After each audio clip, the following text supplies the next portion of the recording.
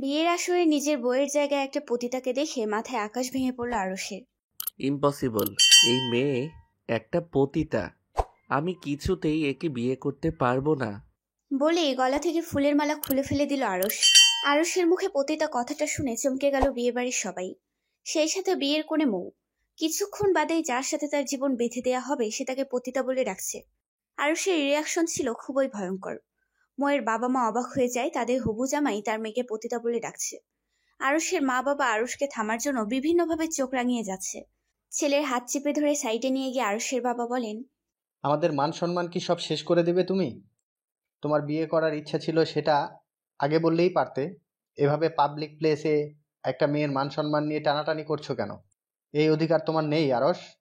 আরুষ নিজের হাত এক ঝাটকায় ছাড়িয়ে নিয়ে বলে, বাবা, আমার তো বিয়ে করতে আপত্তি ছিল না, তাই বলে জেনে শুনে আমি একটা পতিতাকে বিয়ে করব ভাবলে কিভাবে এটা? এই মেয়ে একটা পতিতা বাবা। আমি নিজে দেখেছি এই মেয়েকে এসব কাজ করতে। তুমি কিভাবে দেখলে? তার মানে তুমি... না বাবা, তুমি যেটা ভাবছো সেটা ঠিক নয়। আমি অন্যভাবে চিনি। বিয়েবাড়িতে কানাঘুষা শুরু হয়ে গিয়েছে। খানবাড়ির মেয়ে তাহলে এগুলো করে? মেয়েটাকে তো দেখে বেশ ভদ্রই মনে হলো, তলে তলে এগুলো করে বেড়ায়। ছি, মেয়েটাকে ভালো ভাবতাম, সবসময় মাথা নিচু করে চলাফেরা করে আর তলে তলে এইসব করে। আরুষ আর আরুষের বাবার কাছে ময়ের ফ্যামিলির সবাই চারদিক থেকে ঘিরে ধরে। আরুষের কাছে অনুনয় বিনয় করে বলে, জামাই বাবা, এগুলো কি বলছো? আমাদের মেয়ে এমন নয়, তোমার কোথাও ভুল হচ্ছে। আরুষ সমস্ত বরযাত্রী কনেযাত্রীর সামনে চিল্লিয়ে বলতে থাকে, আপনারা কতটুকু জানেন আপনাদের মেয়ে সম্পর্কে? আপনাদের মেয়ে একটা চরিত্রহীন পতিতার ব্যবসা করে, ছেলেদের সাথে রাত্রি যাপন করে বেড়ায়। আমি নিজে তার সাক্ষী। আরুষকে তার বাবা একটা চড় মেরে বলে, এনাফ হয়েছে, আর নয়। সব কিছুর একটা লিমিট আছে। কোথায় কাকে না কাকে দেখেছো তার জন্য মৌকে দোষ দিচ্ছ? আমি যা সত্যি তাই বলছি। এই যে মিস মৌ, ভুলে গিয়েছেন আমাকে আপনি, তাই না? 7 দিন আগে আমার বন্ধুদের সাথে কন্টাকে গেছিলেন, আর আমি নিজে আপনাকে বোঝালাম এসব রাস্তা থেকে সরে আসতে। কি মনে নেই আপনার? মৌ আরুষের কলার চেপে ধরে বলে, enough is enough mister Aarush. আপনি যদি আমাকে পছন্দই না হবে তাহলে বিয়ে করতেন না। কেন আমাকে সমাজের চোখে ছোট করছেন? আমার চরিত্রে কেন দাগ লাগাচ্ছেন? কি করেছি আমি আপনার? আরুষ বিরক্তি নিয়ে বলে, একদম নাটক করবেন না। কি করেছেন মানে? সব ভুলে গিয়েছেন? এই যে আপনি 7 দিন আগে আমার বন্ধুর ফ্ল্যাটে গিয়েছিলেন এক রাতের জন্য, আমাকে আমার বন্ধু মিথ্যা বলে তার বাসায় নিয়ে গিয়েছিল ওই খারাপ কাজগুলো করতে। কিন্তু আমি আপনাকে দেখে অবাক হয়েছিলাম। এত সুন্দর একটা মেয়ে কিভাবে এত খারাপ কাজ করতে পারে? আমি নিজে আপনাকে বুঝিয়েছিলাম যেন আর এগুলো না করেন, কিন্তু আপনি আমাকে কি বলেছিলেন? আপনাকে বাধ্য করা হয়েছে এগুলো করতে। আপনি আসলে এ ধরনের মেয়ে না, ব্লা ব্লা ব্লা। আর সেই আপনি কি না আমারই বউ হতে চান? শুনুন সবাই, কান খুলে শুনুন। আমি এই মেয়েকে কিছুতেই বিয়ে করব না। আরুষের বাবা আরুষকে আড়ালে নিয়ে বলে, মেয়েকে বিয়ে না করলে সর্বনাশ হয়ে যাবে। আমাদের বাড়ির আর জায়গা জমির যে ঝামেলাটা চলছে তা মেয়ের বাবাই সমাধান করে দিবেন। না হলে আমাদের রাস্তায় গিয়ে বসতে হবে। মেয়েটা ভালো হোক আর খারাপ হোক সেটা যাচাই করার সময় এখন নেই। চুপচাপ বিয়ের পিঁড়িতে বসো, যাও বলছি। চারদিকে বিভিন্ন কানাঘুষা চলছে। মুহূর্তের মাঝে ছড়িয়ে গেল আরমান সাহেবের মেয়ে পতিতালয়ে যায়। এইদিকে আরুষের চোখ দিয়ে পানি পড়ে যাচ্ছে টুপটুপ করে। শেষে কিনা এমন একটা মেয়েকে বিয়ে করতে হবে? কোনো উপায় না পেয়ে বাবার সম্মান রক্ষাতে বিয়ে করতে কবুল বলে নিল আরুষ। বাবার বাড়ি থেকে আসার সময় বাবার গলা জড়িয়ে ধরে ভীষণ কান্নায় ভেঙে পড়ে মৌ। তার এই কান্নার কারণ অন্য কিছু, কারণ মৌ আজ তার জীবনের সব থেকে বড় অপমানটা হয়েছে। বিয়ে নিয়ে মৌয়ের মনে অনেক স্বপ্ন ছিল, কিন্তু বিয়ের আগেই তার হবু বর তাকে যে অপবাদটা দিল সেটা ভোলার মতো নয়। মেয়েকে বিদায় দেওয়ার সময় আরমান সাহেব ফাঁকায় ডেকে নিয়ে বলেন, মা, আমি তোকে বিশ্বাস করি, তবুও বল, কখনো কারো প্রচারণায় এমন কিছু করিসনি তো? আমি তোর বাবা, আমাকে খুলে বল মা। আমি তো তোর কোনো চাওয়া অপূর্ণ রাখিনি। আরস যা বললো তা কি সত্যি? মৌ কানে হাত দিয়ে বলে, বাবা প্লিজ আর বলো না, আমি এটা সহ্য করতে পারছি না। উনি কেন এমন জঘন্য কথা বললেন? কি কারণে বললেন? তোমার মেয়ে এমন হতে পারে না বাবা। এরই মাঝে আরশ এসে আরমান সাহেবকে একটা ছবি দেখান, যা দেখে চমকে যায় আরমান সাহেব। আরশ আরমান সাহেবকে দেখান। এই দেখুন, আমার বন্ধু ছবি পাঠিয়েছে। খুব বাজে আর ঘনিষ্ঠ অবস্থার একটা ছবি। যা দেখে আরমান সাহেবের বুকে ব্যথা শুরু হয়। মৌ ছবিতে নিজেকে দেখে চমকে যায়। এটা কিভাবে হতে পারে? এটা তো সে সত্যিই একটা ছেলের সাথে। ছেলেটা আর কেউ নয়, আরশের বন্ধু। আরশ আরমান সাহেবকে বলে, এবার আপনার মেয়েকে বলুন কে মিথ্যা বলছে। আমি না আপনার মেয়ে। আপনার মেয়েকে উত্তর দিতে বলুন। এই অবৈধ উপায়ে আপনার মেয়ে টাকা ইনকাম করে কার জন্য? টাকার জন্য নাকি নিজের শরীরের চাহিদা মেটানোর জন্য? মৌ কাঁদতে কাঁদতে বলে, এটা আমি হতে পারি না বাবা, আমি জানি না আমার ছবি কিভাবে গেল। আমি কিছু করিনি বাবা। আরশ আরো রাগান্বিত হয়ে বলে। আপনি এইভাবে মিথ্যা বলে কি প্রমাণিত করতে চাচ্ছেন? আরমান সাহেব নিজের মেয়ের গালে একটা থাপ্পড় মেরে বলে, এর চেয়ে তুই মরে যেতে পারিস না? তুই মরে গেলে আমি আরো খুশি হতাম। আমি তোর মতো মেয়েকে জন্ম দিয়েছি, ভাবতেও ঘৃণা লাগছে আমার। ছি, আর কোনোদিন আমাকে বাবা বলে ডাকবি না তুই। বলেই বুকের ব্যথায় মাটিতে বসে পড়লেন আরমান সাহেব। আরশ আরমান সাহেবকে ধরে বলে, এতে আপনার কোনো দোষ নেই। যা করার আপনার মেয়ে করেছে। আরমান সাহেব আরশের হাত ধরে বলে, বাবা, আমি হাত জোর করছি তোমার কাছে। আমার মান সম্মান এমনিতেও আর নেই। তুমি আমার মেয়েকে নিয়ে যাও। আমি কথা দিচ্ছি ও আর কখনো এমন করবে না। নিশ্চয়ই খারাপ বন্ধুদের পাল্লায় পড়ে এমন করেছে। আরশ বলে, আমি চাইলেই এই ছবি সবাইকে দেখাতে পারতাম, কিন্তু আমি চাইনি আপনার সম্মান নষ্ট হোক। আমি আপনার মেয়েকে বিয়ে করেছি, এটা ঠিক, কিন্তু আমি কখনোই একে মেনে নিব না। মৌ অবাক হয়ে গেল। ছবিটা সত্যি ছিল, কোনো এডিট ছবি ছিল না। হুবহু আমার মতো আরেকটা মানুষ কিভাবে হতে পারে? কে ছিল ওই মেয়েটা? নাকি আরুষ বিয়ে করবে না বলে কোনো অজুহাত খুঁজছিল? আমাকে ফাঁসাবে বলে আরুষ এই ছবি নিজে বানিয়ে আনেনি তো? সবটাই ধোঁয়াশা মৌয়ের কাছে। আরশের পাশে বসে আছে মৌ, কারো মুখে কোনো কথা নেই। আরশ গম্ভীর মুখে বসে আছে। তার বন্ধুরা এসে তার বউকে দেখলে কি ভাববে? শেষে কিনা এমন একটা মেয়েকে বিয়ে করতে হলো তাকে। আরশ মৌয়ের দিকে তাকিয়ে বলে দিল, শুনুন, আমার এমনিতেও ইচ্ছা ছিল না আপনাকে বিয়ে করার। আমার প্রেমিকা আছে রুহি। আমি রুহিকে ভালোবাসি। বাবা বলে ওর ফ্যামিলির কালচার ভালো না, তাই জোরপূর্বক আপনার সাথে বিয়ে দিয়েছে। তাও আমি সবটা মেনে নিতাম যদি আপনি কোনো ভালো মেয়ে হতেন। আমি রুহির সাথেই থাকবো, আপনার সাথে না। ওকে? আমার জীবনে আপনার কোনো অধিকার নেই। মৌ কোনো প্রতিবাদ না করে কেঁদেই যাচ্ছে, আর এই ছবির কথা ভেবেই যাচ্ছে। আরশদের বাড়িতে মৌকে নেওয়া হলে আরশের বন্ধুরা দেখতে এসে অবাক হয়ে যায়। আরশকে বলে, কি রে ভাই, ভালোই বিয়ে করেছিস। বউও পাবি, মাঝে মাঝে আমরাও ফিরিতে পাবো। তোরও টাকা ইনকাম হবে। শেষে কিনা এই মেয়ে বিয়ে করলি। সেদিন তো কত জ্ঞান দিয়ে দিলি আমাদের, আর আজ নিজে এই পতিতা বিয়ে করে আনলি। আরশ রাগে রুম থেকে বেরিয়ে গেল। একটা পতিতা মেয়ের সাথে নিজের বর যাকে তুলনা করে, তার মন মাইন্ড অনেক ভেঙে যাওয়ার কথা। বিয়ের আসরে যেটা ঘটে গেল সেটা নিয়ে খুবই চিন্তিত মৌ। মৌয়ের হাজবেন্ডের ওপরে একটু রাগ করলো না, কারণ মৌয়ের হাজবেন্ড আরশের রাগ হওয়াটাই স্বাভাবিক। কেননা আরশ যে ছবিগুলো দেখিয়েছে সেগুলো সত্যি মৌয়ের মতো একটা মেয়ে ছিল। আর আরশের যে বন্ধুগুলো এসেছিল, ওই মেয়েটার ছবি ওই ছেলেগুলোর সাথেই ছিল। যেখানে অন্য কোনো মেয়ে হলে সুইসাইডের পথ বেছে নিত, সেখানে মৌ প্রতিজ্ঞা করলো যে আসল সত্যিটা সে বের করে ছাড়বে। গায়ে ভারী ভারী গহনা পরে বড্ড অস্বস্তিতে আছে মৌ। আজ তার শ্বশুরবাড়িতে প্রথম দিন। আজ যে ঘটনা ঘটে গিয়েছে, শ্বশুরবাড়ির সবাই মৌয়ের দিকে কেমন চোখে তাকাচ্ছে। মৌ বেশ বুঝতে পারছে সবাই তাকে নিয়ে সমালোচনা করছে। তাই মৌ সিদ্ধান্ত নিল সবার এই ধারণা ভুল প্রমাণ করে দিবে। নিজের ঘরে একা একা বসে আছে মৌ, তার কাছে কেউ নেই। একদিকে ক্ষুধায় প্রাণ যায় যায় অবস্থা। বাইরে অনেক জলঘোলা চলছে আজকের ব্যাপারটা নিয়ে।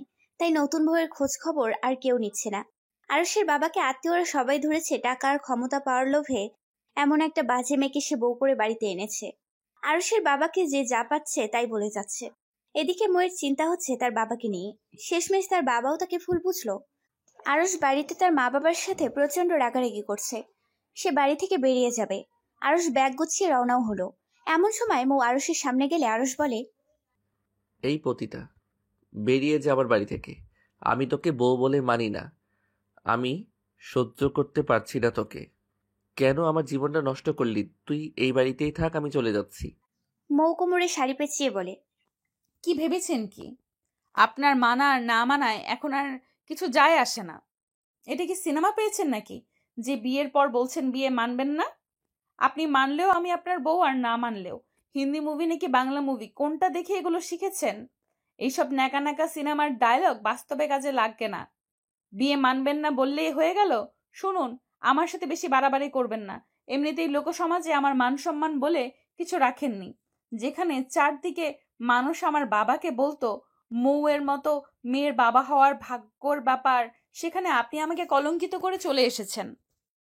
আরুষ মৌয়ের কথা না শুনে হাঁটা দিল। এমন সময় মৌ আরুষের হাত ধরে টানতে টানতে রুমের ভিতর নিয়ে রুমের দরজা লক করে দিল। বাড়ি ভর্তি আত্মীয় অবাক হয়ে গেল। সবাই বলাবলি করছে, এমন বউ আজ প্রথম দেখলাম। লজ্জায় মাথা খেয়ে বরকে টেনে নিয়ে গেল ঘরে। মৌ কারো কথার পাত্তা না দিয়ে ঘরের দরজা লাগিয়ে বলে, আজ আমাদের ফুলশয্যা, আর আপনার ফুলশয্যা আমার সাথেই হবে।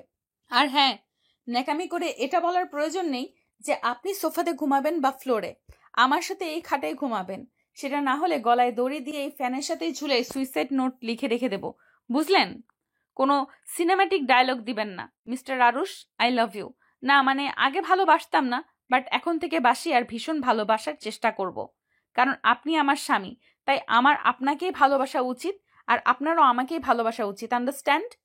আপনি ভাববেন না আমাকে ছেড়ে যেতে চাইলেই আমি যেতে দিব।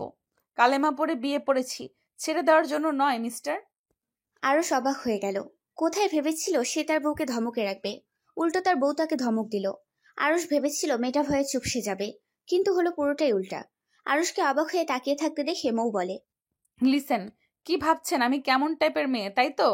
যেটা ভাবছেন ওইটাই ঠিক। আমি ওই টাইপের মেয়েই। আমাকে বাংলা সিনেমার সাবানা ভাবার কোনো কারণ নেই। আর আমি ইনামিনা টিনা মার্কা মেয়ে না। ভেবেছেন আমাকে দিনের পর দিন খোঁটা দিয়ে যাবেন আর খারাপ ব্যবহার করবেন, আমি সেটা মুখ বুজে সহ্য করব? কখনোই না। শুনুন, আপনি আমাকে ভুল বুঝেছেন, সেটা স্বাভাবিক ব্যাপার। আমি খুব পজিটিভ মাইন্ডেড মেয়ে।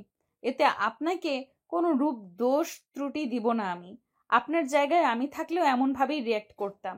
কারণ আমি জেনে শুনে চাইতাম না যে আমার হবু বর পতিতালয়ে যায় আর তাকে আমি বিয়ে করি। আপনার যোগ্য স্ত্রী হয়ে আমি দেখাবো যে আমার সম্পর্কে আপনার যে ধারণা হয়েছে সেটা ভুল। আরুষ ভাবতেই পারেনি এমন একটা চমৎকার মেয়ের সাথে তার বিয়ে হবে। মেয়েটি কথায় যেমন পটু, কোনো রক্তে মাংসে গড়া ছেলে তার প্রেমে না পড়ে পারবে না। আরুষ জীবনে এমন সুন্দর মেয়ে কখনো দেখেনি। একটা মেয়ে কতটা পজিটিভ মাইন্ডের হতে পারে সেটা মৌকে না দেখলে বুঝতোই না। আরুষের মুখে কোনো কথাই ছিল না মৌকে বলার মতো। তাছাড়া আরুষ তো জীবনে এমন একটা মেয়ে চেয়েছিল যে তার প্রেমের জালে জড়িয়ে রাখবে, তার কথা সারাক্ষণ শুনতে ইচ্ছে হবে। আরুষ ভ্রুকুচকে মৌয়ের দিকে তাকিয়ে বলে, আপনি কি আমাকে খুন করবেন নাকি? মৌ হেসে বলল, এসব খুনটুন করে বিধবা হতে চাই না আমি। আরুষের সামনেই মৌ তার শাড়ি খুলতে শুরু করলো। এক্সকিউজ মি, আপনি কি করছেন এগুলা? শাড়ি খুলছি, এত ভারী শাড়ি আর গহনা জাস্ট নেওয়া যাচ্ছে না। তাই বলে আমার সামনেই? তাহলে কি রাস্তার ছেলেদের সামনে খুলবো? আমি শাড়ি খুলবো সেটা আপনার সামনেই। আরুষ নিজের চোখ বন্ধ করে ফেল। মৌ হালকা হাসতে হাসতে বলে, মিস্টার ভদ্রলোক, আমি আগেই আপনার ব্যাপারে সব জেনে নিয়েছি।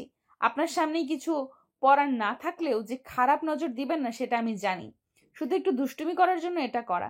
ব্যাটা ভেবেছিল বাঘের পার্ট নিবে, দিয়েছি তো ভেড়া বানিয়ে। এই জন্যই বান্ধবীরা বলেছিল প্রথম রাতেই বিড়াল মেরে দিবি। দিয়েছি তো বিড়াল মেরে, এবার মিউ মিউ করে বেড়া। আমাকে পতিতা বলা, দেখো না কি কি করি। আরুষ বেচারা একদমই মুখে কোনো বলি নেই। সে যে মৌকে কিছু বলবে তেমন কোনো রাস্তায় মৌ খোলা রাখেনি। আরুষ চোখ খুলে অবাক। ঘরের মাঝে তার নতুন বউ সাদা ধপধপে টি শার্ট আর পেটিকোট পরে দাঁড়িয়ে আছে।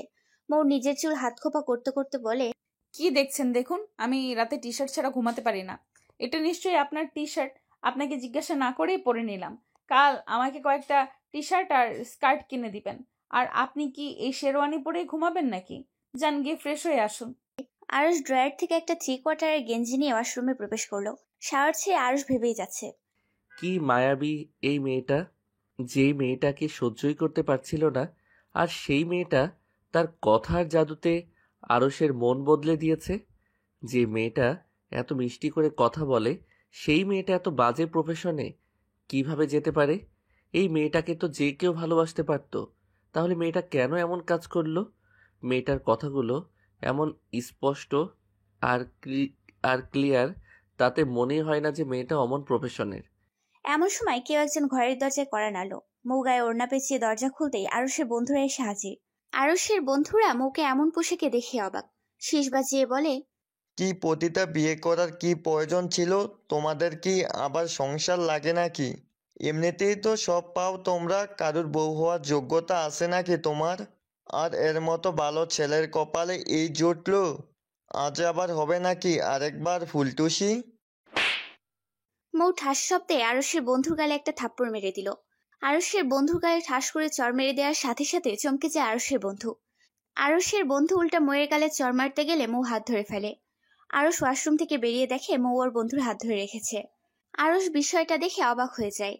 আরুষকে দেখে আরুষের বন্ধু বলে, দেখ ভাই তোর বউ। মৌ আরুষের বন্ধুর হাত ঝাড়ি মেরে বলে, উনি কি দেখবে?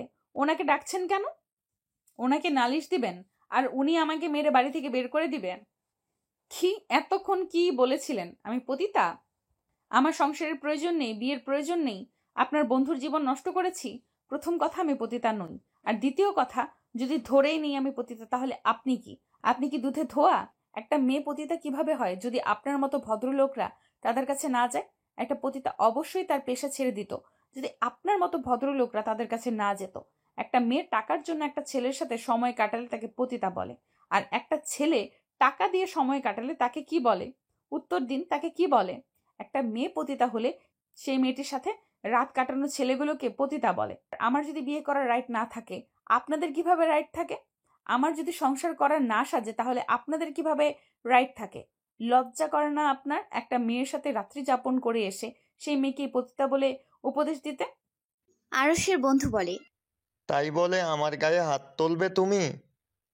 মাত্র একটা চরের প্রাপ্য নয় আপনি। উচিত শহরের সব মানুষ জড়ো করে তাদের সবার সামনে জুতা পেটা করে আপনাদের আসল পরিচয় দেওয়া উচিত, যে এরাই তারা যারা রাতের আধারে পতিতালয়ে যায় আর দিনের আলোতে মানুষকে জ্ঞান দিয়ে বেড়ায়। আরুষ অবাক হয়ে যায়। সে ভাবতেই পারেনি মেয়েটি এতটা প্রতিবাদী আর এতটা সুন্দরভাবে গুছিয়ে কথা বলতে পারে। আরুষ তার বন্ধুকে বলে, কি সমস্যা ভাই, কি হয়েছে? মৌ বলে, উনি কি বলবে? আমি বলছি কি হয়েছে।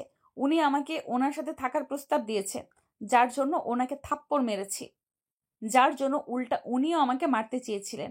কি মিস্টার আরুষ, এসব আপনার বন্ধু? এই সমাজে আপনার চলাফেরা? বা রে সভ্য সমাজ! বাহ, নিজের স্ত্রীকে অপমান করছে আর বর আঙুল গালে দিয়ে চুষছে।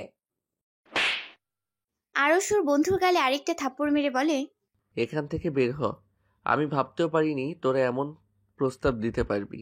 অন্তত আমার মান সম্মান রাখা উচিত ছিল তোদের। যা, বেরিয়ে যা আমার বাসা থেকে। আরুষের বন্ধুরা বেরিয়ে গেলে আরুষ মৌয়ের দিকে তাকিয়ে বলে, ইয়ে মানে মিস মৌ, সরি, রিয়েলি সরি। আচ্ছা, কিসের জন্য সরি? আপনার বিয়ের আসরে করার রিয়্যাক্ট, নাকি আপনার বন্ধুর করা ব্যবহার? দুটোই। আরুষ যেন মৌয়ের কথার ঝুলিতে নিজেই নতজান হয়ে গেল। মৌকে উপেক্ষা করার শক্তি হারিয়ে ফেল। মেয়েটি কথা দিয়েই আরুষকে দুর্বল করে ফেলল।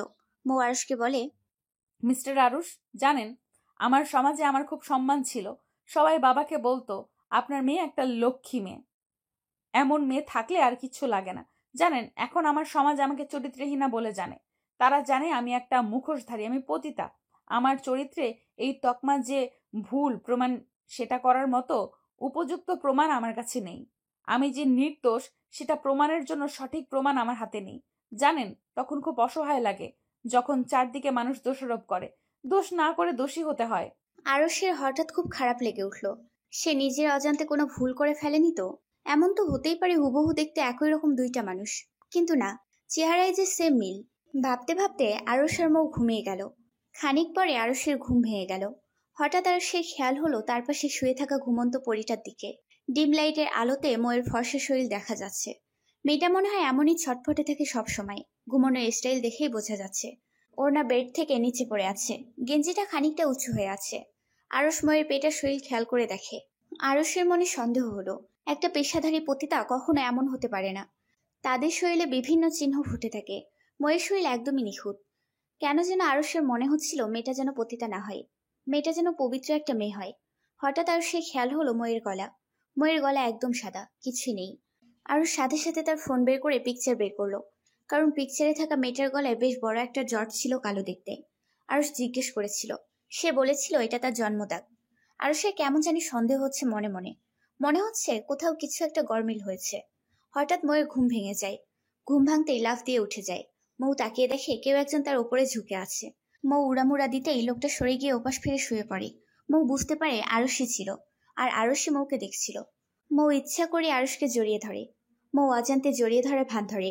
আরুষ আরো শক্ত করে জড়িয়ে ধরে। মৌ আগে থেকে ভীষণ দুষ্টু টাইপের। দুষ্টুমি করাটাই ওর একটা ইম্পর্ট্যান্ট কাজ। এদিকে আরুষ বেচারা মহা মুশকিলে পড়েছে। একটা বন্ধ করে নিজে বিয়ে করার সুন্দরী বউ জড়িয়ে ধরলে যে কারোরই ঠিক থাকা সম্ভব নয়। আরুষ খানিকটা সরে ঘুমানোর চেষ্টা করলো। আরুষ যতটা সরে মৌ ততই আরুষের দিকে সরতে থাকে। আরুষ উপায় না পেয়ে বইয়ের সাথে লেপ্টে থেকেই ঘুমাতে হলো। পরের দিন সকালে আরুষের ঘুম ভাঙতে অবাক হয়ে যায় সে। আরুষ দেখে তার বুকের সাথে লেপ্টে আছে মৌ। কি সুন্দর করে ঘুমাচ্ছে, চুলগুলো এলোমেলো হয়ে আছে, একদমই পাগলির মতো লাগছে। মৌয়ের নিঃশ্বাস আরুষের বুকে উপচে পড়ছে। এমন সময় মৌয়ের ঘুম ভেঙে যায়। মৌ ঘুম ভাঙতেই দেখে সে আরুষের বুকে। মৌ লাফ দিয়ে উঠেই চুল হাত খোপা করতে করতে বলে, এই আপনি কিছু করেননি তো?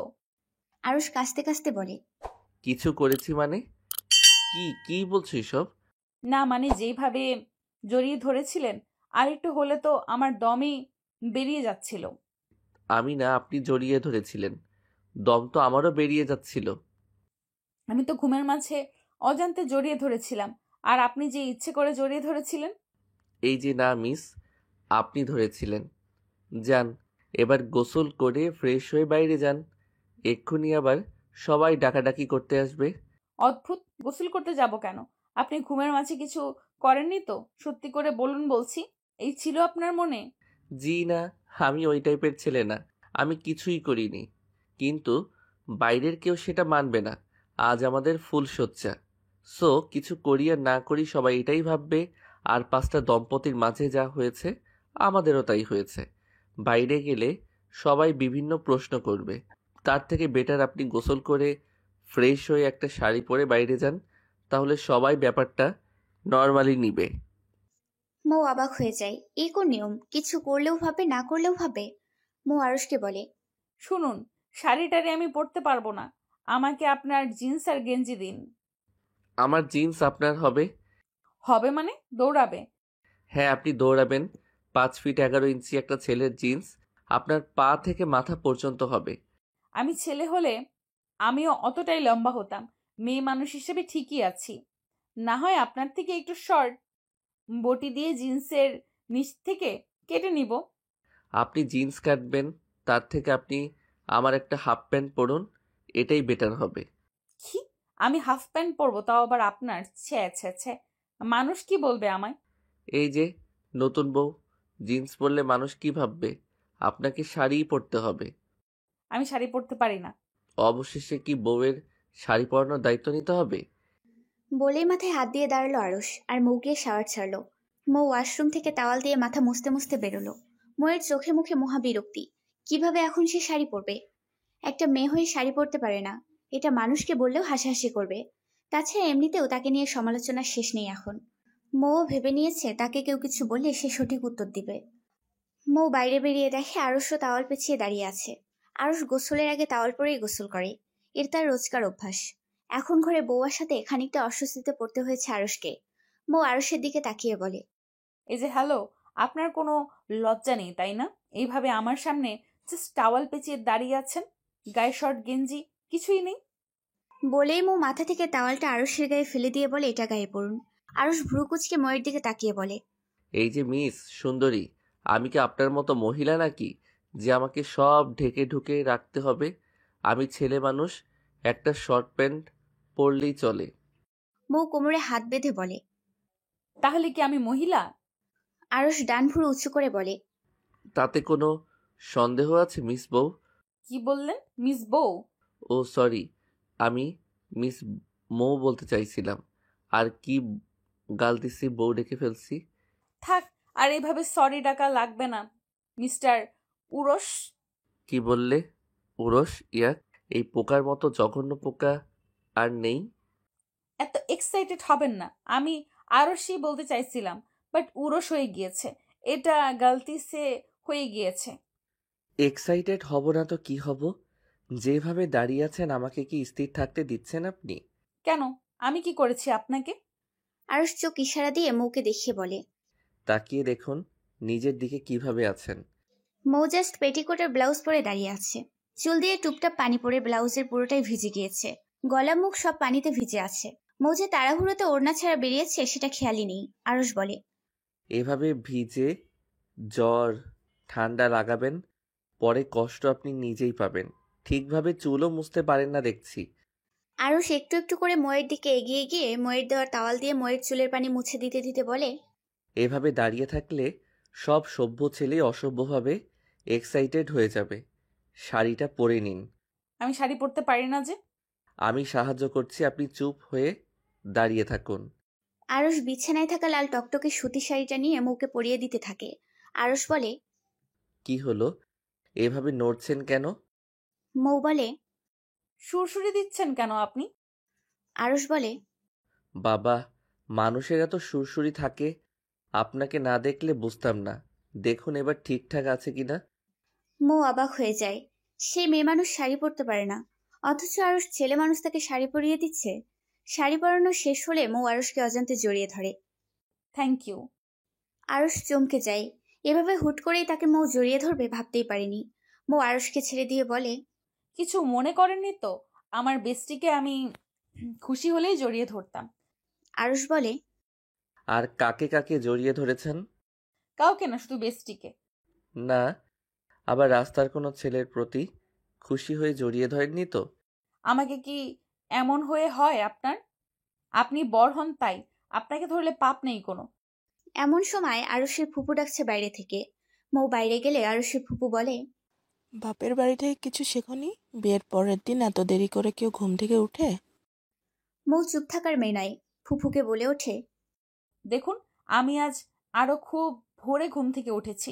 রেগুলার এত সকালে ঘুম থেকে ওঠা সম্ভব নয়। কাল থেকে 8টার আগে আমাকে কেউ ডাকবেন না। আর দেখুন, আমার সাথে আমার বাপের বাড়ির তুলনা করবেন না। বাড়ির বউ বলে ভাববেন না। যা কিছু বলে পার পেয়ে যাবেন। ভালোবাসা দিলে ভালোবাসা পাবেন।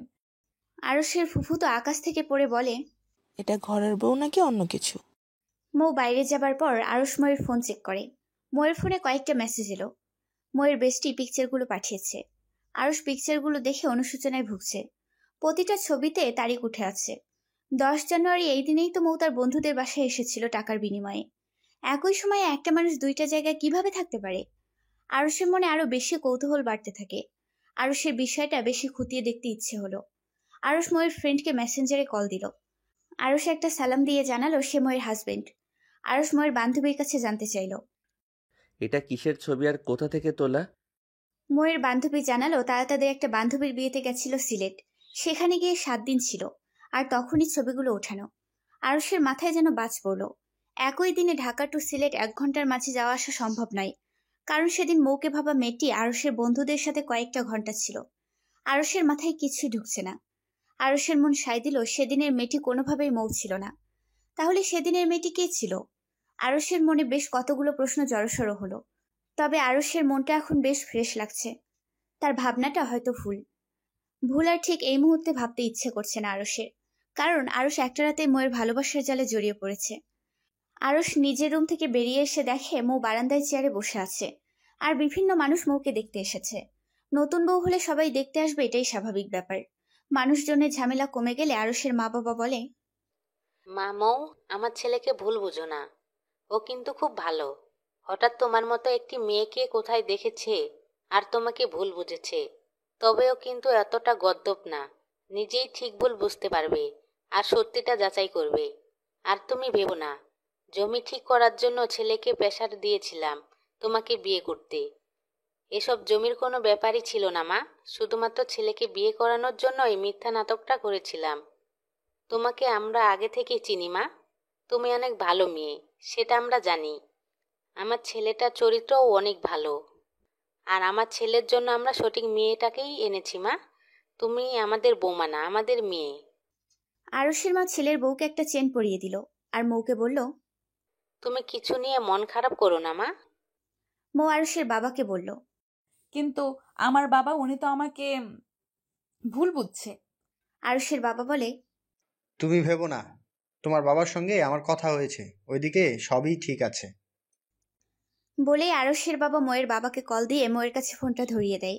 ময়ের বাবা বলে, মা মৌ, আমি জানি আমার মেয়ে কেমন, তবুও আমি তো বাবা। এমন কিছু শুনলে দুশ্চিন্তা হয়। শ্বশুর বাড়ির সবার সাথে মানিয়ে নিস মা। অনেক ভালো পরিবার পেয়েছিস মা, অনেক সুখী হবি। সকালে খাওয়া দাওয়া শেষ করে মৌ তার বড় ননদের সাথে গল্প করছে। আরুষের ইচ্ছে করছে মৌকে একটু সরি বলবে, বাট কিভাবে বলবে সেটাই বুঝতে পারছে না। আরুষ তার বোনকে ডেকে বলে, আপু দুলাভাই ফোন দিয়েছে, মায়ের ফোনে তোমাকে ডাকছে।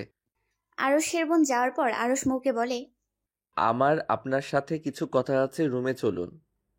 দুপুর গড়িয়ে বিকেল, সবাই দুপুরের খাবার খেয়ে রেস্ট করছে। আরুষ মৌকে ডেকে নিয়ে ঘরের দরজা লক করলো। মৌ সন্দিহানভাবে আরুষের দিকে তাকিয়ে বলে, কি সমস্যা? দিন দুপুরে ঘরের দরজা লক করছেন যে? খুলুন বলছি, মানুষ কি ভাববে?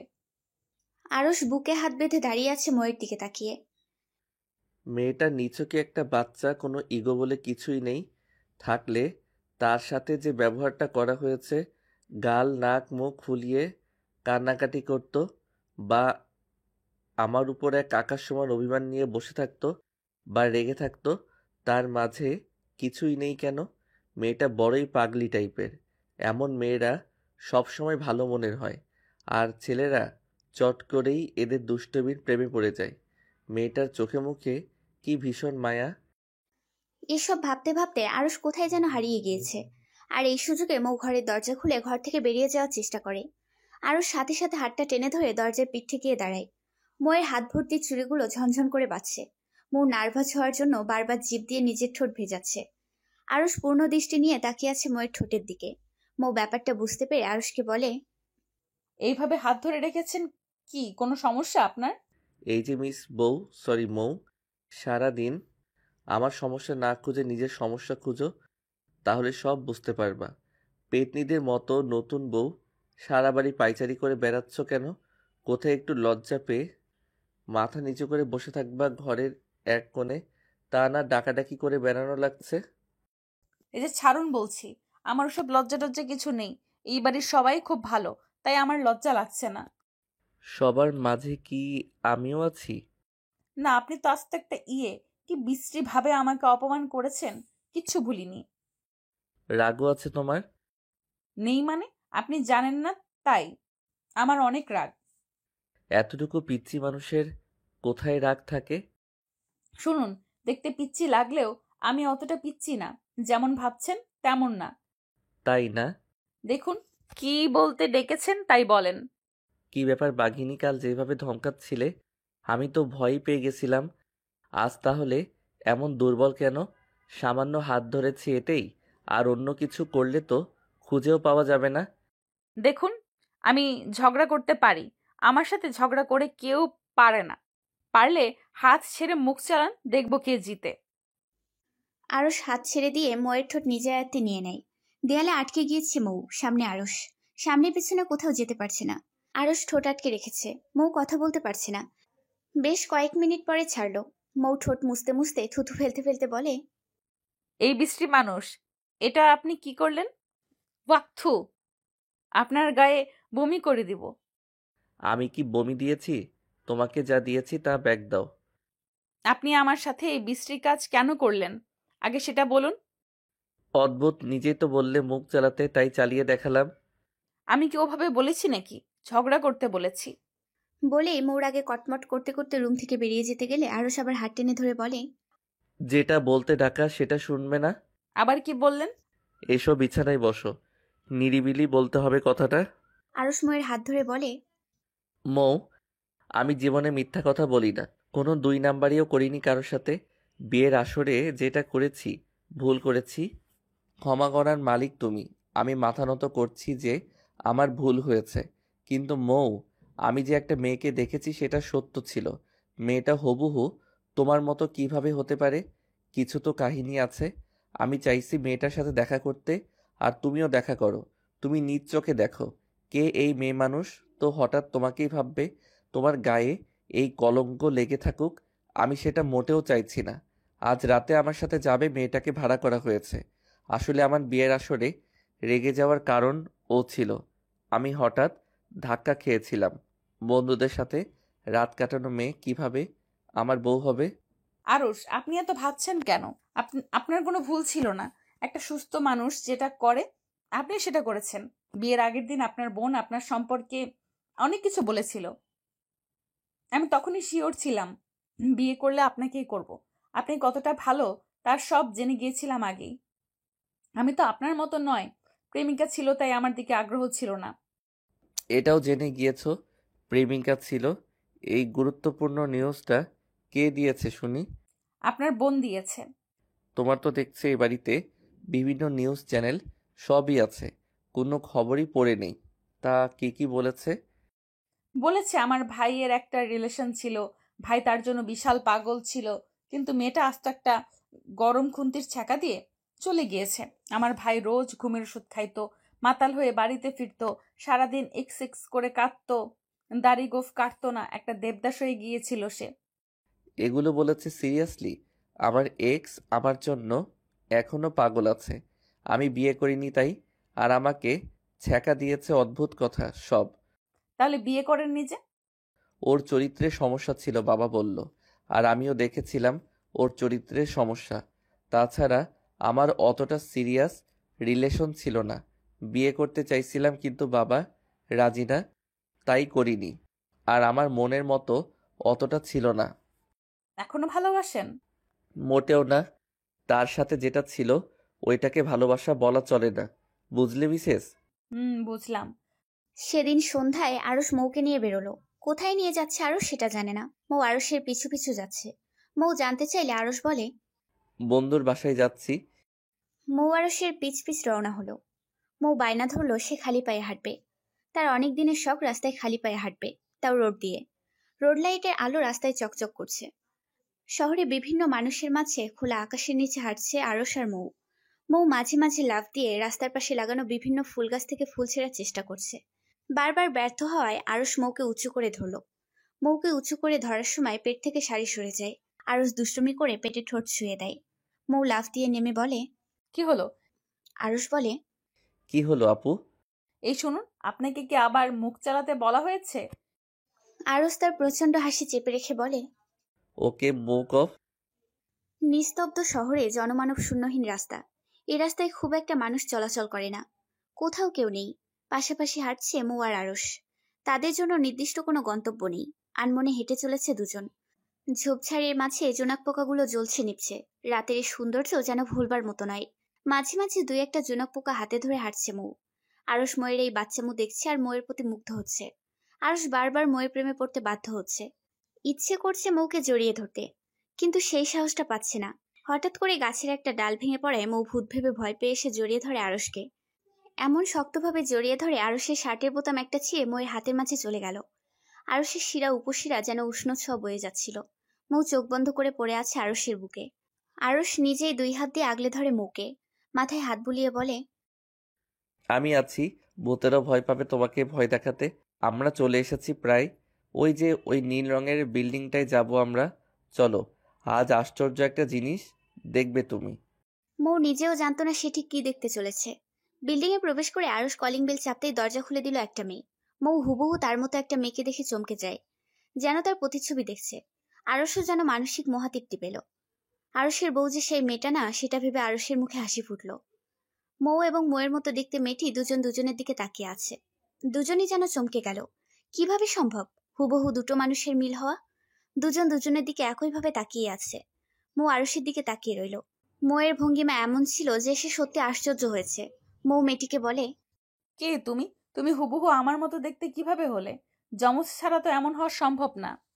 মেয়েটি ওড়না দিয়ে মুখ ঢেকে বলে, খদ্দের ছাড়া কারোর সাথে কথা বলি না আমি। আপনার কোনো কথার উত্তর দেওয়া সম্ভব নয়। আমার টাকাটা পেলে আমি চলে যাব। আগে বলো তুমি কে? বাসা কোথায় তোমার? আমি সত্যি অবাক হচ্ছি তোমাকে দেখে। তুমি কি অবাক হচ্ছ না তোমার মতো হুবহু একটা মেয়েকে দেখে? কিছুটা হয়েছি, তবে আমার দুনিয়ার কোনো কিছুর প্রতি অতটা আগ্রহ নেই, তাই এসব অবাক করা কোনো কিছুই আমার মাঝে অনুভূতি জাগায় না। তোমার বাসা কোথায়? পতিতাদের নিজস্ব বাসা থাকে না, তারা রোজ কারো না কারো বাসায় থাকে। বলছি, আমাকে এখানে ভাড়া করে আনা হয়েছে আজ রাতের জন্য। আপনাদের খদ্দের কজন তাদের পাঠান। আমাকে কাজ শেষ করে মহল্লায় ফিরে যেতে হবে। সেখানে আবার খদ্দের আসবে, আর খদ্দের না থাকলে বলুন আমি চলে যাই। তোমার তো টাকা চাই তাই না? রোজ তো ছেলেদের সাথে সময় কাটিয়ে টাকা নাও। আজ না হয় আমার সাথে গল্প করলে। চিন্তা করো না, ডাবল টাকা দেব। আমার ডাবল টাকা চাই না, যা ঠিক করা হয়েছে তাই দিলেই হবে। আচ্ছা, নাম কি তোমার? আরশি। আমার নাম আরশি। ও কি তোমার হাজবেন্ড? হুম। অনেক ভালো মানুষ, তুমি অনেক ভাগ্যবতী। এবার আসি আমি, আমার পারিশ্রমিক লাগবে না। তুমি এইভাবে যেতে পারো না, তোমার পরিচয় আমাকে দিতেই হবে। আপনার মতো আমি দেখতে, এটা কি আমার অপরাধ যার জন্য আমাকে ফোর্স করছেন? আমাকে যেতে দিন। তুমি আমার বোনের মতো, নিশ্চয়ই আমাদের কোনো কানেকশন আছেই, না হলে এইরকম হলাম কিভাবে? প্লিজ আমায় বোন ডেকো না, তাহলে আমি উইক হয়ে যাব। আমায় যেতে দাও প্লিজ। তুমি কতদিন ধরে এই পেশায় আছো? ছোটবেলা থেকে। কতটুকু বয়স? এই ধরো 7 বছর বয়স থেকে। কষ্ট পেতে না এই পেশার জন্য? হ্যাঁ পেতাম, কিন্তু দেখার মানুষ নেই। অনেক বয়সী মানুষ এসে যখন অত্যাচার করতো খুব কাঁদতাম। তারা হাত পা বেঁধে অত্যাচার করতো। ধীরে ধীরে সব সহ্য হয়ে গিয়েছে আমার। তোমার মা বাবা কেউ নেই? হ্যাঁ, মা নিজেই এ পেশার আর আমাকেও এ পেশায় নামিয়েছে। আচ্ছা আপনারা থাকুন, আমি আসি। আরশি নামের মেয়েটা চলে গেল চোখ মুখ ঢেকে। খুব গম্ভীর টাইপের একটা মেয়ে। মৌ আরশির দিকে তাকিয়ে অবাক হয়ে তাকিয়ে বলল, আরুষ মেয়েটা চলে গেল, ওর কাছে আমার অনেক কিছুই জানার আছে। মেয়েটা এইভাবে যেতে পারে না। মেয়েটাকে এটা আমার জানা দরকার, আমি জানতে চাই।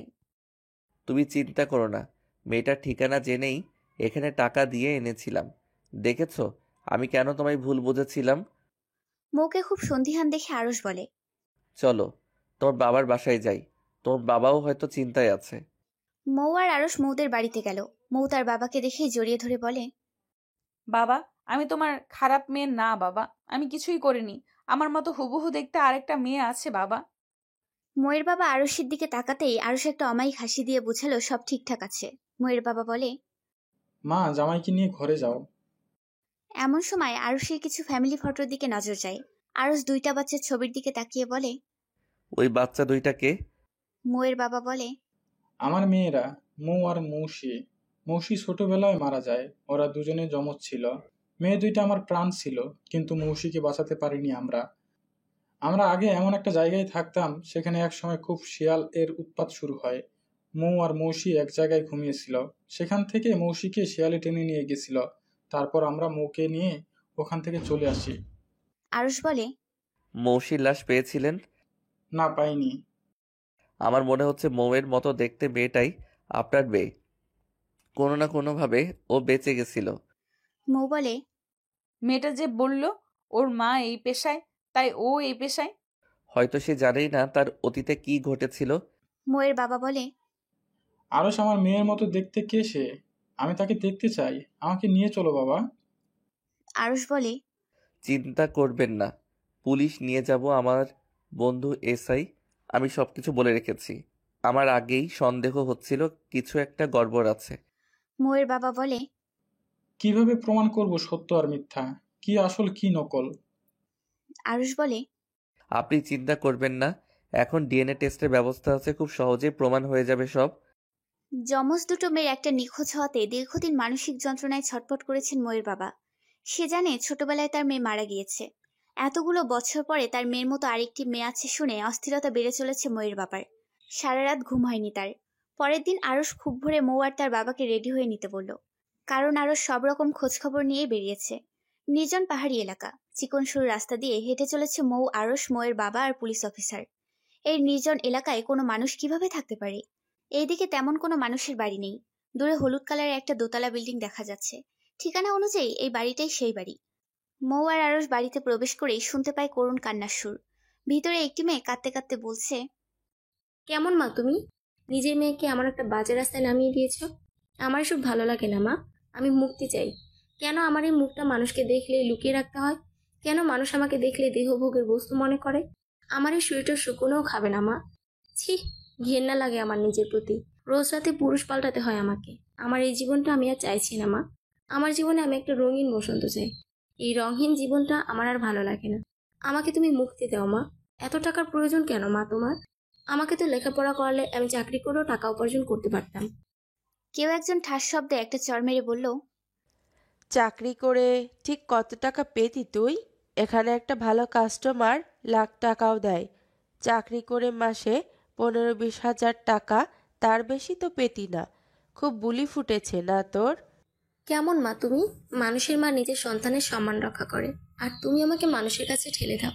বাইরে থেকে আরশ কলিং বেল চাপলো। কলিং বেল চাপতেই দরজা খুলে দিল এক ভদ্র মহিলা। মৌয়ের বাবা বলে উঠল, এ কি আতিয়া তুমি? আরশ, মৌ, অফিসের সবাই অবাক হয়ে গেল। মৌয়ের বাবা এই মহিলাকে কিভাবে চেনে? মহিলাটি উত্তেজিত হয়ে বলল, কিসের আতিয়া? কে আতিয়া? কি ভুলভাল বকছেন শুনি? বলেই দরজা লাগাতে গেলে আরশ দরজা খুব জোরে ধাক্কা দিয়ে ঘরের ভেতর প্রবেশ করলো। সাথে মৌ, মৌয়ের বাবা, অফিসারও প্রবেশ করলো। মৌয়ের বাবা চমকে যায় আরশিকে দেখে। আরমান সাহেব আতিয়াকে দেখে বলল, আতিয়া তুমি আমাকে চিনছো না? আমি আপনাকে কিভাবে চিনব? কারা আপনারা? এভাবে আমার বাড়িতে কেন প্রবেশ করেছেন? আতিয়া তুমি আমাকে না চেনার ভান করছো কেন? তুমি আমাকে চিনছো না আজব? হঠাৎ আরমান আহমেদের চোখ আরশির দিকে যায়। আরমান আহমেদের হাত পা কাঁপছে। এটা কিভাবে সম্ভব? হুবহু তার মেয়ের মতো দেখতে। একটা মেয়ে হুবহু তার মেয়ের মতো দেখতে। আরমান আহমেদের চোখ ছলছল করছে। এটাই তাহলে তার মৌসি? আরশি নামের মেয়েটির চোখ মুখ ছলছল করছে পানিতে। আতিয়া নামের মহিলাটি বলে, আরশি, ঘরের মাঝে যাও এখান থেকে। আরশি ঘরের ভিতর প্রবেশ করতে গেলে পুলিশ অফিসার বলেন, দাঁড়ান ম্যাডাম, আপনার আইডেন্টিটি পরীক্ষা করতে হবে। আপনার নামে একটা জিডি হয়েছে। আপনার কিছু স্যাম্পল নিব। আমার সাথে ডাক্তার এসেছে। পরীক্ষার রেজাল্ট আসা পর্যন্ত আপনি আমাদের হেফাজতে থাকবেন। আতিয়া নামের মহিলাটি বলে, আপনারা কোন সাহসে আমার বাড়িতে এসে আমার মেয়েকে মানসিক চাপ দিচ্ছেন? কিসের আইডেন্টিটি চেক? অফিসার বলেন, মিস্টার আরমানের সন্দেহ মিস আরশি তার হারিয়ে যাওয়া মেয়ে। আরমান আহমেদ বলেন, আতিয়া তুমি আমাকে চিনছো না? এত বড় মিথ্যা বলতে পারলে? না, আমি আপনাকে চিনছি না। কে আপনি? আরমান বলেন, তুমি আমার বাসায় 1 বছর কাজ করলে, আজ আমাকেই চিনছো না? আর তোমার সাথে মেয়েটিকে সত্য করে বলো। তাছাড়া সেদিন তুমি তো বলেছিলে শিয়ালে আমার মেয়েকে টেনে নিয়ে গেছে। তুমি চেষ্টা করেও মেয়েকে বাঁচাতে পারোনি। আমরা চলে আসার পর তুমি থেকে গিয়েছিলে, আর আজ এতদিন বাদে তোমাকে দেখছি। আরশ বলে, বাবা, এবার আমি বুঝতে পারছি এই মহিলার মাঝে সব ঝামেলা আছে। এই মহিলাকে ধরলেই সবকিছু পাওয়া যাবে। আতিয়া বলে, আপনারা কি করছেন? এগুলো অনেক বড় অন্যায়। অফিসার বলেন, ন্যায় আর অন্যায়ের প্রমাণ হয়ে যাবে, সেটা আপনার দায়িত্ব নয়। ময়ের মতো হুবহু দেখতে মেয়েটি বলে, আমি আর পারছি না, আমাকে বাঁচান প্লিজ। আমি আর নিতে পারছি না। এই জীবনটা আমাকে কষ্ট ছাড়া আর কিছুই দেয়নি। আমি তো পতিতা হতে চাইনি, আমাকে কেন আমার মা পতিতা বানালো? আরমান আহমেদ বলেন, মা মৌসি, তুই আমার মেয়ে। আমি তোকে নিয়ে যাব এই খারাপ পরিবেশ থেকে। আমি ভাবতেও পারিনি আবার তোকে ফিরে পাবো। ও তোর মা নয়, তুই আমাদের মেয়ে মা।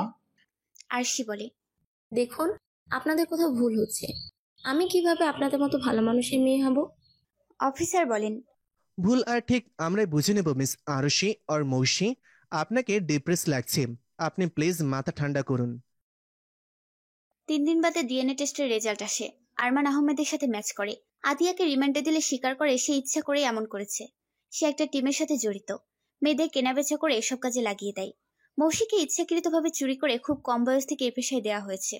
মৌসি আতিয়ার গালে একটা থাপ্পড় মেরে বলে, কেন আমার জীবনটা এভাবে নষ্ট করলে? আমার এত সুন্দর একটা ফ্যামিলি থাকতে পতিতালয়ে এনে রেখেছিলে। কি দোষ ছিল আমার? আজ আমারও মৌয়ের মতো একটা সুন্দর জীবন হতো। মৌ মৌসির হাত ধরে বলে, বোন, আমার থেকে ভালো জীবন তোরও হবে। বলেই মৌসিকে জড়িয়ে ধরে ভীষণ কান্নায় ভেঙে পড়ে। এতদিন পরে মেয়েকে ফিরে পেয়ে মৌয়ের বাবাও কান্নায় ভেঙে পড়ে। আরমান সাহেব মেয়েকে বলে, মা, আমরা তোর সাথে আছি। তোর জীবনে আমরা সুখ শান্তি ফিরিয়ে দেব। তুই আমার বুকেই থাকবি আজীবন। বেশ কয়েকদিন ধরে আরমান সাহেবের ফ্যামিলিতে ঝামেলা লেগেছিল। সব ঝামেলা মিটে যাওয়ার পরে আরমান সাহেবের ফ্যামিলিটা পূর্ণতা পেল। বাড়ির বেলকনিতে দাঁড়িয়ে আছে মৌসি। মনটা ভীষণ খারাপ। খারাপ অতীত বারবার মনে পড়ছে তার। মৌ বেলকনিতে দাঁড়িয়ে দেখে মৌ আর আরশ খুনসুটিতে মেতে আছে। তা দেখে মৌসির ঠোঁটের কোণে এক পশলা হাসি এলো। মৌসি ভাবছে, জীবনও নির্দিষ্ট একটা মানুষ থাকলে বোধহয় এতটাই ভালো লাগে। একটা মানুষ থাকলে জীবনটা গোছানো থাকে। একটা পরিবার থাকাটা এতটা আনন্দের আগে জানা ছিল না। এর আগে কখনো তার কাছে আকাশটা এত বেশি সুন্দর লাগেনি। হঠাৎ পেছন থেকে কেউ ডাক দিল। Miss সানজি Ahmed মৌসি, hello dear. মৌসি অবাক হয়ে পেছনে তাকিয়ে দেখে অফিসার আহিন দাঁড়িয়ে আছে একগুচ্ছ ফুলের তোড়া নিয়ে। মৌসি সেদিন এই অফিসারকে ভালোভাবে খেয়াল করে দেখেনি। স্লিম ফিগার, গায়ের গড়ন পাতলা, লম্বা ফর্সা, বেশ সুন্দর দেখতে। অফিসার আহিন মৌসির কাছে গিয়ে ফুলের তোড়াটা এগিয়ে দিয়ে বলে, এটা আপনার জন্য। কি হলো, এই অদমের ছোট্ট উপহারটা গ্রহণ করতে গিয়ে খারাপ লাগছে আপনার? আমাকে ফুল দিচ্ছেন কেন? আমি এর যোগ্য নই। আপনার সাথে বন্ধুত্ব করার জন্য আমি কি আপনার বন্ধু হতে পারি? আর নিজেই তো অন্তঃফুল হয়ে বসেছেন, ফুলের যোগ্য না আপনি। আহিন মৌসির দিকে বন্ধুত্বের হাত বাড়ালে মৌসি অবাক হয়ে যায়। তার মতো মেয়ের সাথে কেউ বন্ধুত্ব করবে? অবাক হয়ে প্রশ্ন করে। আপনি আমার গোটা জীবনের সব ইতিহাস জেনে আমার সাথে বন্ধুত্ব করতে চাইছেন মিস্টার আহিন? এটা নিছকই হাস্যকর ব্যাপার। করুণা করছেন আমার উপর, সহানুভূতিশীল হচ্ছেন আমার প্রতি, তাই না? আমার কারো বন্ধুত্ব চাই না আহিন সাহেব। আমি একাই ভালো আছি। এই অপবিত্র মানুষের সাথে কাউকে জড়াতে চাই না আমি। মিস মৌসি, আপনি ভুলে যাচ্ছেন গতকালকের আপনি আর আজকের আপনি এক না। আরশি আর মৌসির মাঝে অনেক তফাৎ। আরশি ছিল মৌসির ছায়া, মৌসির ওপর জোরপূর্বক চাপিয়ে দেওয়া একটা চরিত্র মাত্র। আরশি একটা মল্লার মেয়ে, আর মৌসি একটা পরিবার থেকে আসছে, একটা ভালো পরিবেশের মেয়ে মৌসি। আহিনের কাছে মনে হয়েছে মৌসি এক রঙিন বসন্ত, সে যে কারো জীবনকে রাঙিয়ে তুলতে পারবে। মৌসি মানে এক বসন্তের ছোঁয়া। মিস্টার আহিন, আমার জীবনে ঘন কালো গাঢ় অন্ধকার, সেখানে কারো বন্ধুত্বের মূল্য আমি দিতে পারবো না। আমার কালো অতীত আমাকে বারবার মনে করিয়ে দেয় আমি কে ছিলাম, কোথায় ছিলাম। আমি ভুলতে পারছি না। আমার জীবনও এক খারাপ অতীত আছে। জীবনে অনেক কিছু ঘটে, কিন্তু সেটা আমাদের পেছনে ফেলে চলে আসতে হয়। আমিও একজনকে ভালোবাসতাম। মেয়েটা আমাকে রেখে অন্যত্র রিলেশনের সাথে শারীরিক রিলেশনও করত। ওই ধরনের মেয়েরাই প্রকৃত পক্ষের পতিতা। সেখানে আপনি তো বাধ্য হয়েছিলেন। ভালোবাসা নিয়ে আমি কিছুই বুঝি না আহিন সাহেব, কারণ কেউ আমাকে কখনো ভালোবাসেনি। আর ভালোবাসা কেমন হয় সেটাই বুঝি না আমি। আপনি ভালোবাসা বুঝবেন মিস মৌসি, খুব শীঘ্রই বুঝবেন। আপনাকে রঙিন জীবনের শুভেচ্ছা রইল। প্লিজ এইবার ফুলটা গ্রহণ করুন। মৌসি ফুলটা হাতে নিয়ে ঘ্রাণ নিচ্ছিল, মন ভরে ফুলের সুগন্ধি নিচ্ছিল। এমন সময় মৌ খাবার এনে মৌসির গালে খাবার তুলে দিতে দিতে বলে, বোন, তোর এইসব বাজে অতীত বাদ দে। দেখ না, আমরা আছি তো, আমরাই তোর প্রকৃতপক্ষের ভালোবাসার মানুষ। খাবারটা দ্রুত খেয়ে নে। আমি আছি, বাবা আছে, তোর আর কি চাই বল? বোন আমার, এখন থেকে অনেক ভালো থাকবো, সুখে থাকবো। মৌসি মৌকে বলে, জানো, এ বাড়িতে আসার পর আমি যতটা আদর ভালোবাসা পাচ্ছি, গোটা জীবনে আমি তা পাইনি। ভালোবাসা মানুষরা এমনই হয়, তাই না? আরমান সাহেব এসে মৌসির কপালে চুমু দিয়ে বলে, হ্যাঁ মা, ভালোবাসার মানুষ এমনই হয়। আমার যা কিছু সব দিয়ে তোদের ভালো রাখবো আমি। তুই হারিয়ে যাওয়ার পর এক পাশ খালি ছিল আমার, আজ যেন মন ভরে শ্বাস নিচ্ছি। রোজ একটু একটু করে আহিনের সাথে মৌসির কথা হতো। কথা বলতে বলতে একটা সময় তাদের মাঝে গাঢ় বন্ধুত্বের সৃষ্টি হয়। আহিন পুরো টাইম দিত মৌসিকে। মৌসির পুরো জীবনটা রঙিন করে দিল আহিন। আহিনের কেয়ার আর যত্নে মৌসি ভুলে গেছিল তার অতীত। 6 মাস কেটে গিয়েছে। এই 6 মাসে আরশ, আহিন, মৌ আর মৌয়ের বাবার চেষ্টায় মৌসি আজ বেশ সুস্থ স্বাভাবিক। আস্তে আস্তে নিজেকে মানিয়ে নিয়েছে তার পরিবারে। বিছানায় বসে ফোন হাতে নিয়ে ছটফট করছে মৌসি। তার এখন আহিনকে ফোন দিতে ইচ্ছা করছে, কিন্তু কিভাবে ফোন দিবে, আর আহিনী বা কি ভাববে? 7-5 ভাবতে ভাবতে নাম্বার ডায়াল কলে দিয়ে বসে আছে মৌসি।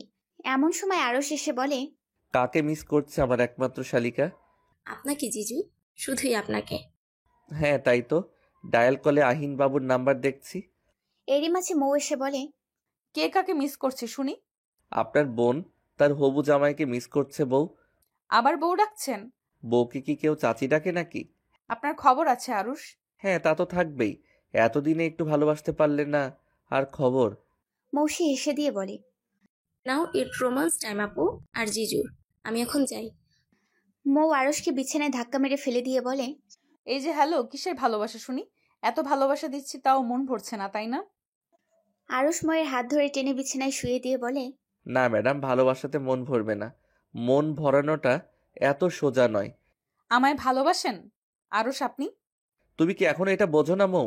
তুমি আমার জীবনে না আসলে অনেক কিছুই বুঝতাম না আমি। আমার জীবনে পূর্ণতা পেয়েছে শুধুই তোমার জন্য।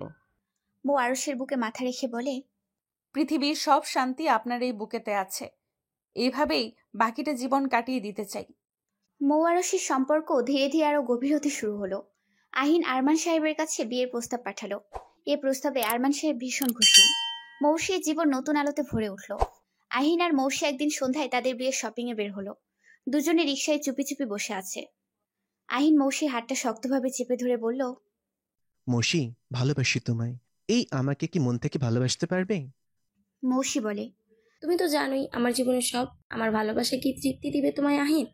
মৌসি, তোমার দেহের প্রতি আমার কোনো টান বা আকর্ষণ নেই। আমি চেয়েছি একটা ভেঙে যাওয়া মানুষ যাকে ভালোবাসলে সে সবটা দিয়ে আগলে রাখবে আমায়। বলো, আমায় কি আগলে রাখবি তুমি? আহিনের কাঁধে মাথা দিয়ে শান্তির নিঃশ্বাস নিল মৌসি। ভালোবাসি আহিন, তোমায় ভীষণ ভালোবাসি। এই আমাকে শক্তভাবে জড়িয়ে রেখো, আমাকে আর ভাঙতে দিও না। আগলে রাখবো তোমায় ভালোবেসে। ঘরোয়াভাবে বিয়ে হয়ে গেল আহিন আর মৌসির। বিয়ের পর আহিন আর মৌসির জীবনটা অনেক সুখের হলো। আরশ আর মৌ অনেক সুখে আছে। বিয়ের 2 মাস পরেই গুড নিউজ এলো, মৌসি মা হতে চলেছে। খবর পেয়ে সবাইকে যেমন আনন্দিত তেমনই একটু ভাবালো। আরশ বলল, আহিন, এত দ্রুত বেবি মৌসিকে একটু টাইম দিলে হতো না? আহিন বলল, আরশ, আমি চাই না এখনই বেবি নিতে, কিন্তু একটা বেবি হলে মৌসি আরো বেশি খুশি থাকবে। বেবি নিয়ে সময় কাটাবে, ও অনেক কিছু ভুলে যাবে। মৌসির কথা ভেবেই আমার আগানো।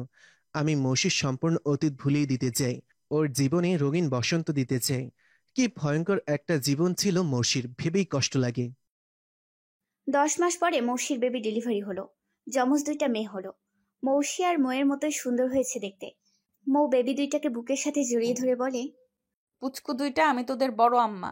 আমি কখনো আমাকে আন্টি বলে ডাকতে দিব না, আমাকে আম্মাই ডাকবি তোরা।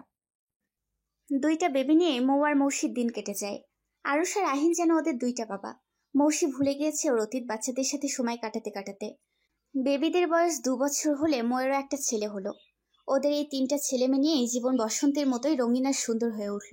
পরিবারে আর কখনো তারা কাজের মহিলা রাখেনি। অপরিচিত মহিলাকে কাজে রেখেই তাদের এত বড় একটা সমস্যা হয়েছিল। সমাপ্ত।